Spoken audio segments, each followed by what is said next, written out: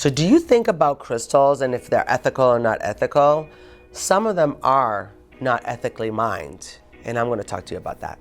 So let's talk about that. So one of the countries that I go to is China, and they did change their ways a lot. But I'm not sure. If they find a cave and there's stalagmites and stalactites, I believe that's in a living cave. It's actually there for a purpose, if not to have a beautiful trail where you can see, but it's actually alive. It's not a dead, it's like a living geode that the water still seeps down. The calcites are still being made. So stalactites are actually made from aragonite, calcite, and onyx. And the dripping of the water that comes through the cave from the mountain, from the rain, actually creates these beautiful little cones that sometimes a stalactite and a stalagmite meet together. And if you've ever been to Tucson, you can go to the Ketchikan Caves and check them out over there. And if you like this, please hit the like button right now. And let's talk about that. So these caves are magical. They have their own river sometimes of water. I think it's called the Fountain of Youth. Love to have a little glass to drink. But then there's ones that are in Asia or in China, and I would see them. And now they're forbidden to actually export out, but at that time I was able, or if I wanted to, was able to export them out.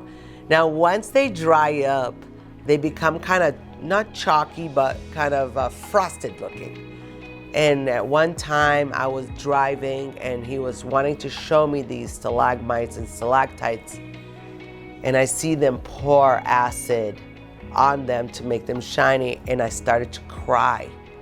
And this gentleman was like, "Why are you crying?"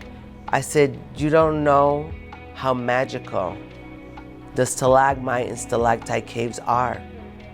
And if you walked inside it while it's alive, you'd be crying too."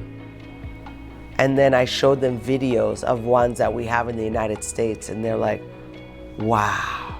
And they said, "Do you want to buy this one? It's a piece of the whole stalactite." And I'm like, I will not purchase any stalactite or stalagmite formations knowing what I know. I can't. So yes, there is bad mining. So the miner is the backbone of the crystal industry. There are miners that are amazing and there are miners that are not amazing. There are copper mines that you can't get into, even though their byproduct is what we want, is the minerals and the crystals and all that. They won't give it to that. I wish legislation would change that. There are ones that use, that are told to me that they use children. I have not seen that with my miners. That's a question you need to ask to each person that purchases. I ask great questions. And with that, I get my answers. So there are no children working in the areas that I work. Does that happen? Probably so. And I'm gonna give you a for instance of why that might happen. I do know one teenager, he was 15 years old and his father did die. And one of the miner's sons knew that whole family. And he also knew that there was no money coming into that family, and then they were impoverished and they were going down very fast because they have no savings in any means. So the son asked the miner, the head of the mining, would you allow a teenager after school to work a few hours to make a little bit of money so they can have food in their house? I think that's ethical. I think that's amazing. I started work when I was 13 years old. I have no problem with teenagers working. Now, if they're 5 or 6 years old, absolutely not. They belong in school or whatever they can get in those impoverished areas. But if I see a teenager where the father passed away and he can help mom that probably has more children than they can handle, then I think that that's ethically a beautiful thing for that miner to do, is to help a family in that way. So let's talk about big mining, copper mine, gold mine, silver mining. Yeah, it can be gnarly. You know, they can contaminate the rivers.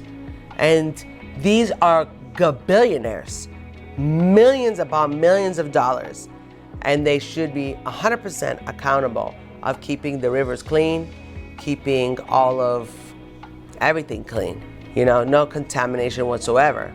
Well, that's something that we need to talk to the legislation about. But these are not the miners that do the crystals. These are not the miners that give us our beauties that we love to use for ourselves.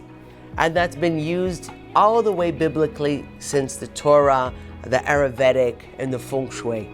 This is more than 4,000 to 5,000 years, if not longer. We've been using stones for healing and for ourselves. And that whole sector is something very, very different, and you need to know about that. If you like more of this information, if you want to know more about crystals, healing, or even how do we mine them, please press that like button and subscribe, and I'll see you in our future videos.